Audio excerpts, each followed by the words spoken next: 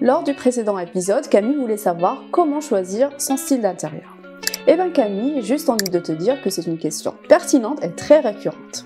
Voyons ça de près, générique.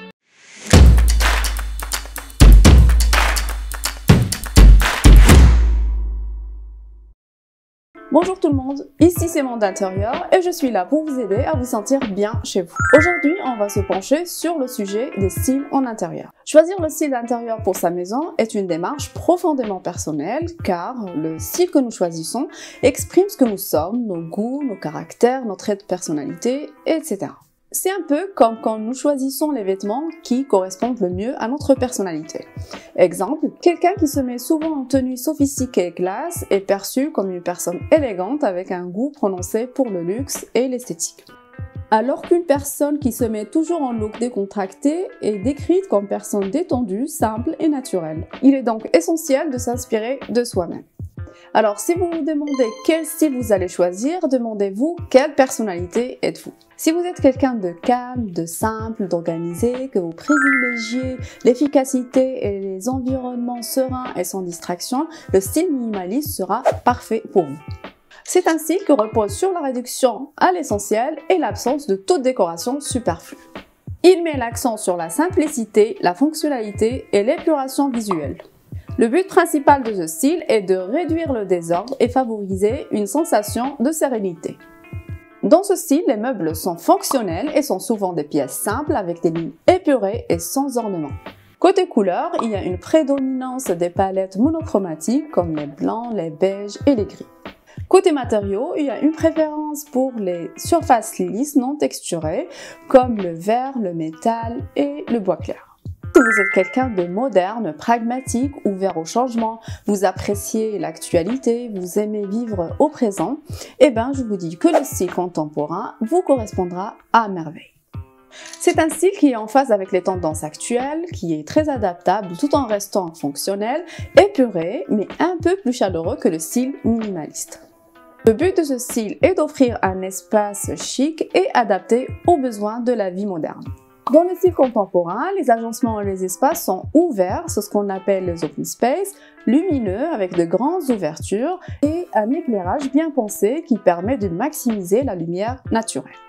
Tout ce qui est mobilier est souvent ergonomique où on trouve un équilibre entre les courbes et la ligne droite. Quant aux matériaux, ils sont en général des matériaux innovants comme le plastique moulé, le métal chromé, du verre, les textures texturées comme le velours, le cuir, les tissus naturels, etc.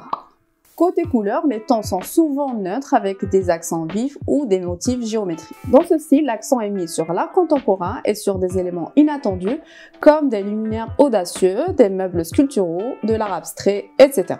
Pour ceux qui recherchent la tranquillité, l'équilibre et la simplicité d'une atmosphère zen, et si vous êtes quelqu'un de modeste, sensible et simple, je préconise un des trois styles.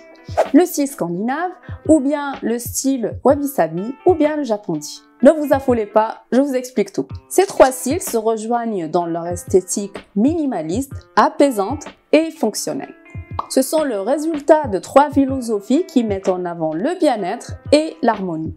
La première option, c'est-à-dire le style scandinave, est chaleureux et pratique. Il s'inspire de la philosophie danoise Hygge, et j'espère que je prononce bien, qui veut tout simplement dire le bien-être.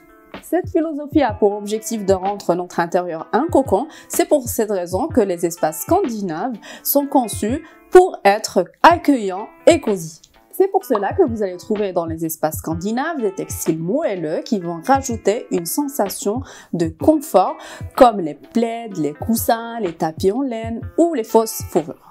Il met en avant les lignes simples, les couleurs neutres avec une prédominance du blanc avec un maximum de lumière naturelle et utilise des matériaux comme le bois clair et là je pense au chêne, au pin, au bouleau qui sont souvent laissés bruts ou légèrement traités pour conserver l'aspect naturel. Pour un peu de dynamisme, on trouve des motifs discrets et géométriques comme les rayures ou bien des formes abstraites. Le mobilier, quant à lui, est emblématique, vous en avez tous chez vous car on est tous passés par Ikea. Ce style est connu pour ses pièces iconiques comme les chaises d'Arne Jacobson ou bien les designs fonctionnels d'Alvar Aalto. Ce sont des meubles multifonctionnels et adaptés aux petits espaces. Tout ça dans une atmosphère chaleureuse où on a des cheminées, des bougies, des fenêtres généralement dégagées avec un voilage léger et un éclairage doux et chaud. Pour ceux qui ont choisi la deuxième option, c'est-à-dire le style wabi-sabi, sachez que c'est le résultat d'une philosophie japonaise qui valorise l'imperfection, le vieillissement naturel des objets et la simplicité. Donc, vous l'aurez compris, l'imperfection est une des caractéristiques majeures de ce style. Ainsi, on trouve des objets et des formes asymétriques, des fissures ou des marques du temps comme le vieillissement du bois ou du métal qui sont considérés comme beaux. D'ailleurs, là, je fais un petit clin d'œil à une technique japonaise que j'adore, c'est la technique du kintsugi, et j'espère que je prononce bien. C'est une technique qui consiste à réparer les objets cassés avec de la laque saupoudrée d'or, mettant ainsi en valeur les fissures au lieu de les cacher et nous invitant ainsi à apprécier la beauté des cicatrices. La deuxième grande caractéristique de ce style est la sobriété mélancolique. C'est-à-dire avoir une atmosphère tranquille, parfois mélancolique, propice à la réflexion, avec des couleurs douces et terreuses, sans ornements excessifs et avec des matériaux naturels comme le bois brut, la pierre, l'argile, le papier et les textiles non traités. Troisième caractéristique de ce style est la modestie. Dans le wabi-sabi, on évite la perfection, le luxe, le tape à l'œil et on valorise les choses modestes et qui sont souvent faites à la main. Les meubles dans le style wabi-sabi reflètent les principes de cette esthétique japonaise et mettent en avant la simplicité et l'imperfection naturelle. Ainsi, nous trouvons des meubles où la patine naturelle, les éraflures ou l'usure sont visibles et valorisées. C'est un style qui privilégie l'artisanat et boude tout ce qui est fabrication industrielle. C'est pour cela qu'on trouve des meubles souvent faits à la main avec des marques subtiles de l'outil ou de l'artiste. Quant au japandi, c'est une fusion entre le style japonais et le scandinave. En d'autres mots, c'est un mariage entre la chaleur nordique et le minimalisme zen. Les intérieurs japandi sont dégagés, peu encombrés et favorisent la circulation fluide. La palette de couleurs du japandi est apaisante et sans couleurs criardes. Ce sont généralement des couleurs chaudes et terreuses comme le brun, le beige, les crus, le taupe, avec des accents de noir, de vert et de bleu doux. Dans les intérieurs japandi, il y a souvent un mélange entre le bois clair comme le chêne, le pin et des essences sombres comme le teck, le noyer et le bambou.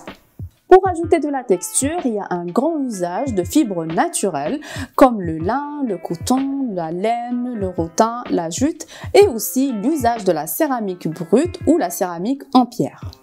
De façon générale, le japandi repose sur la notion du contraste entre les surfaces lisses comme le bois poli et les surfaces rugueuses comme la pierre brute. Côté mobilier, les intérieurs japandi prônent les meubles fonctionnels avec des lignes épurées et qui sont en général bas avec des lignes droites ou bien légèrement courbées. Dans les intérieurs japandi, la décoration est réduite à l'essentiel et elle est très discrète. Il s'agit d'accessoires en céramique, les vases simples, des bols en bois, des objets tressés ou même des éléments naturels comme les branches, les fleurs séchées, les rochers décoratifs ou des plantes vertes comme le bonsaï ou les fougères. Si vous êtes quelqu'un de méthodique, structuré, qui recherche un sentiment de stabilité, vous avez une certaine sensibilité pour tout ce qui est histoire, tradition, raffinement, luxe, vous aimez les détails soignés et les espaces de grandeur, le style classique sera sans doute le choix parfait pour vous. Ce style se caractérise par son élégance intemporelle et son inspiration tirée des époques passées, notamment le style grec, romain, baroque, etc. Le but de ce genre de style est de créer une ambiance sophistiquée avec une sensation de luxe. La notion de la symétrie y est très présente, ainsi tous les éléments de l'espace sont disposés de manière symétrique, souvent autour d'un point central comme une cheminée ou une table. Quant aux matériaux, ce sont en général des matériaux qu'on qualifie de nobles, comme le bois massif, le marbre, le cuir, les tissus riches comme le velours ou la soie, ou bien des tissus lourds comme le damas ou le brocart. Dans le style classique, il y a un usage très fréquent de dorures, de rosaces, de boiseries qui sont généralement présentes sur les murs, les plafonds et les cadres de porte. Dans ce style, le mobilier a des formes géométriques comme les chaises aux pieds tournés, les canapés capitonnés, les tables ornées de sculptures et de moulures, etc. Côté couleur, on privilégie les tons comme le beige, le blanc cassé, le gris perle, avec des accents subtils comme des touches de vert olive, le bleu marine ou le bordeaux qui sont intégrés pour ajouter de la profondeur. Enfin, on ne peut pas parler du style classique sans évoquer les chandeliers en cristal, les miroirs dorés, les vases en porcelaine et les œuvres d'art encadrées. Toujours dans le même profil des personnes qui aiment le raffinement et l'élégance, mais vous ne voulez pas forcément vous inspirer des époques grecques ou baroques, mais vous avez quand même les formes géométriques et la symétrie, et ben je vous préconise le style Art déco. C'est un style qui est aussi luxueux que le classique, mais un peu plus audacieux et plus dynamique. Je vous explique. Le style Art déco est inspiré des progrès industriels des années 20 et 30. Il reflète l'opulence, le dynamisme avec une touche d'extravagance. Il est marqué par la présence des formes géométriques avec des inspirations qualifiées à l'époque d'exotiques comme les influences égyptiennes, asiatiques, africaines, etc.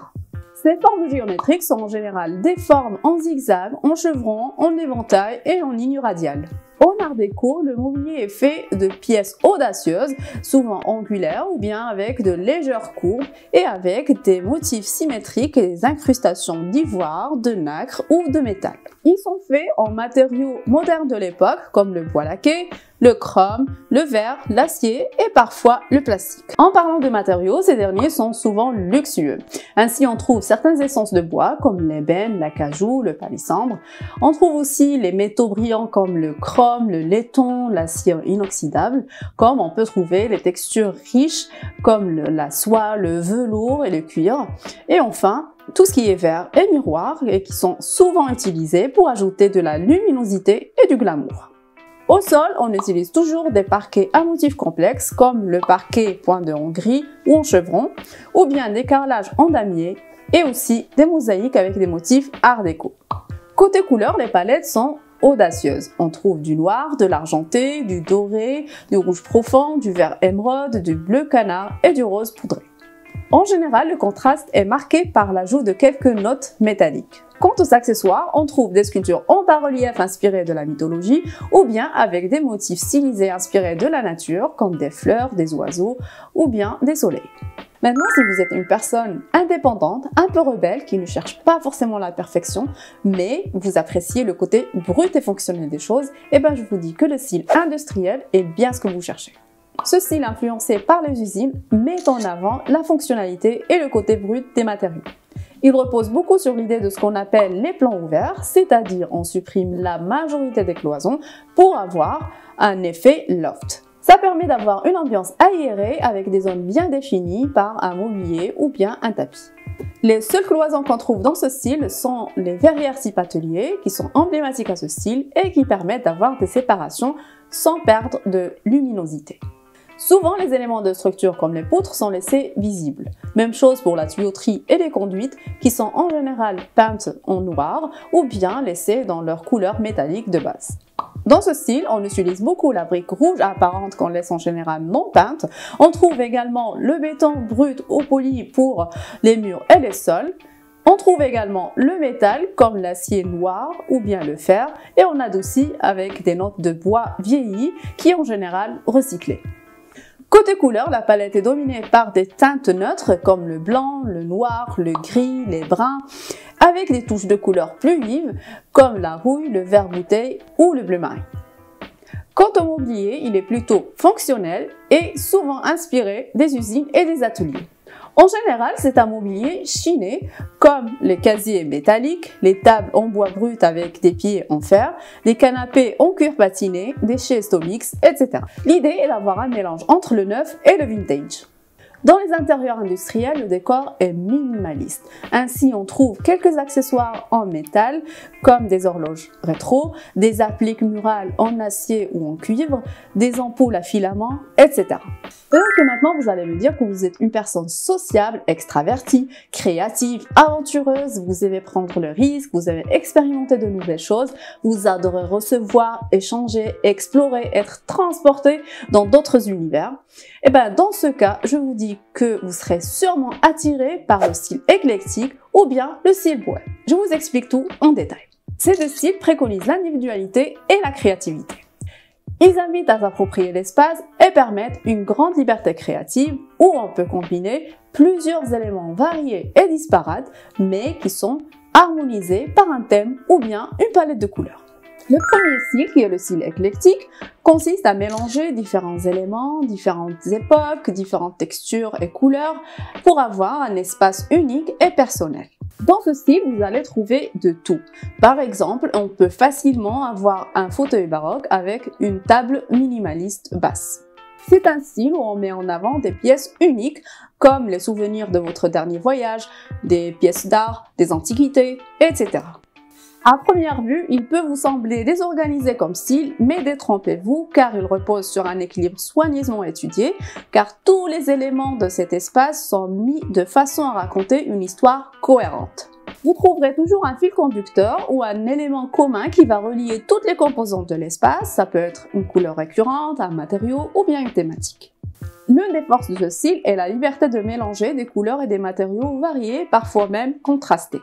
Donc pour les couleurs et les matériaux à choisir pour reproduire ce style, j'ai juste envie de vous dire qu'il n'y a pas de règle stricte. L'accent se fait généralement avec des imprimés graphiques ou des motifs floraux. Pour trouver l'équilibre dans ce style et ne pas tomber dans le chaos visuel, l'astuce est de créer ce qu'on appelle les zones calmes. Je m'explique. Pour éviter la sensation du chargé ou du désordonné, il faut prévoir des espaces qui offrent un repos visuel. En gros, il faut laisser certains coins de la pièce volontairement vides et dépouillés de toute décoration et limiter à une seule couleur ou un ton doux pour réussir la création de la zone calme. Dernière chose, le style éclectique est un style espiègle, donc vous allez trouver des meubles et des objets un peu décalés, excentriques et même un peu drôles. Pour ceux qui ont opté pour le style bohème, il est important de noter que son inspiration principale provient des influences ethniques comme africaines, orientales et amérindiennes, etc. D'où la richesse en motifs et en textures qu'on observe dans les intérieurs bohèmes. On peut trouver des tapis berbères, des plaids mexicains, des imprimés tribaux, des tissus indiens, etc. En général, dans ce style, les couleurs de base sont neutres, comme le blanc cassé, le lait cru, le beige, etc. et sont accentuées par des touches de couleurs vives et profondes.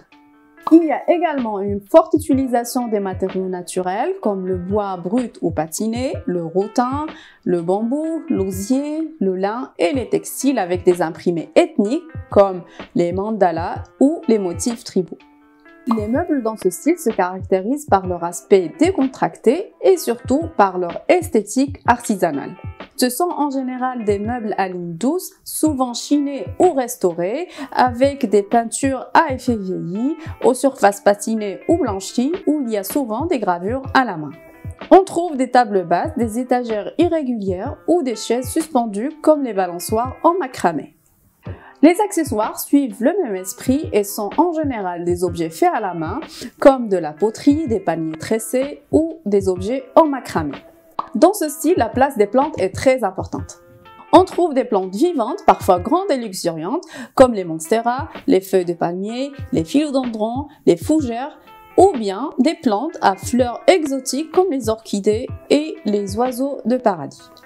Maintenant, il y en a ceux qui vont me dire « je ne suis rien de tout ça, mais je suis une personne innovante, rationnelle, avant-gardiste, qui aime les nouveaux concepts, les lignes claires, la simplicité des formes géométriques et les matériaux élégants ».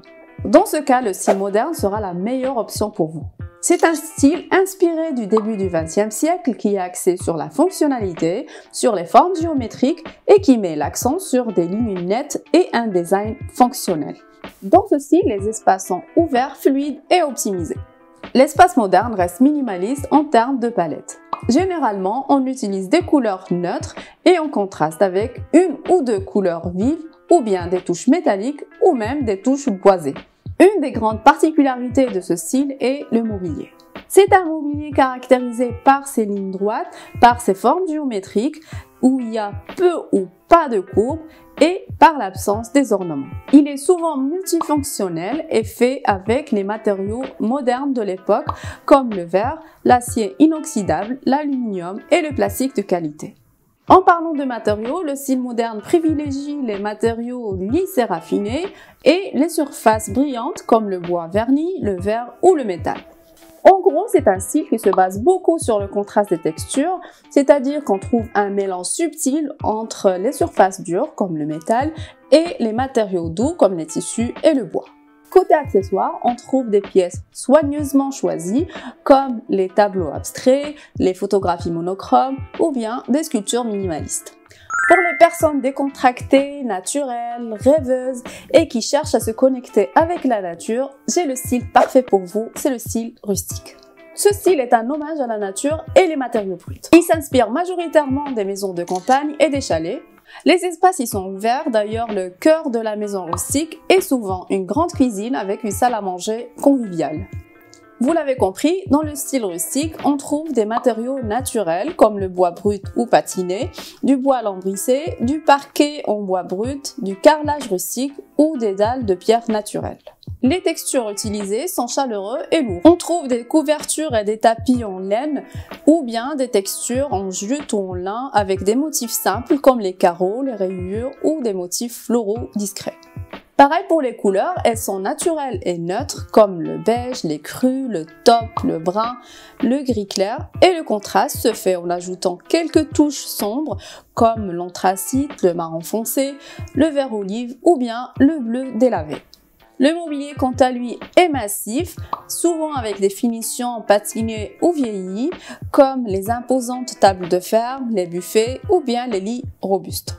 Côté accessoires, on trouve de la poterie, des paniers en osier, des horloges anciennes, de la vaisselle en céramique ou en terre cuite et des éléments naturels comme les branches, les rodins de bois ou les fleurs séchées. Maintenant, avant de trancher et de vous lancer dans cette aventure, voici quelques conseils pratiques. D'abord, inspirez-vous des styles qui s'accordent naturellement à votre bâtiment. Je m'explique. Si vous habitez dans un loft industriel où il y a les briques apparentes, les poutres en métal, naturellement, le style industriel sera l'option la plus appropriée pour vous. Par contre, si vous êtes dans un appartement haussmannien, le choix le plus logique sera soit le style classique, soit le style éclectique et même le style art déco. Si c'est une ancienne maison de campagne, peut-être que le choix sera soit le rustique chic ou le scandinave. En gros, il est préférable de considérer le style du bâtiment là où vous vous trouvez et de le prendre comme un point de départ afin que votre aménagement ne semble pas forcé ou décalé par rapport à son environnement.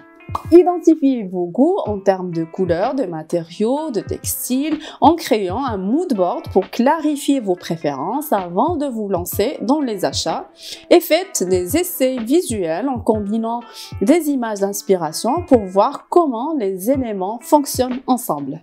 N'oubliez pas de prendre en compte l'apport de la lumière naturelle dans votre intérieur, car il y a des styles comme le scandinave ou le moderne qui conviennent mieux aux pièces lumineuses, alors que d'autres styles comme le style industriel fonctionnent mieux dans des espaces plus sombres. Si votre intérieur est petit, choisissez un style où les meubles sont multifonctionnels et peu nombreux, comme le style scandinave ou minimaliste. Et si vous avez assez d'espace, vous pouvez opter pour des styles où il y a des meubles massifs comme le vintage ou l'éclectique. Encore une fois, et avant de vous lancer dans les achats, familiarisez-vous avec le vocabulaire de chaque style afin de le reconnaître visuellement. Ça vous évitera des erreurs coûteuses et des choix impulsifs et incohérents. Si vous avez des enfants ou des animaux, choisissez des styles qui sont pratiques à entretenir, comme le style minimaliste ou scandinave. Enfin, commencez petit et testez le style dans une pièce avant de l'appliquer sur l'ensemble de votre intérieur. Voilà, le tour est fait. Mais avant de partir, j'attire votre attention sur le fait que les styles en intérieur sont innombrables et ils offrent une diversité infinie afin de répondre à la sensibilité de chacun. Chaque style majeur possède plusieurs ramifications comme le rustique chic, le classique moderne, le scandinave industriel, etc. qu'on pourra décortiquer ensemble si l'occasion se présente. Bref, n'oubliez pas que pour trouver le style à votre intérieur, et comme je vous dis toujours, l'inspiration peut se trouver partout. Dans les pages d'un magazine, dans un café à atmosphère inspirante, dans le voyage que vous avez fait récemment, etc. Dites-moi si vous vous retrouvez dans la liste que j'ai citée et si que je devrais rajouter d'autres styles qui vous intéressent.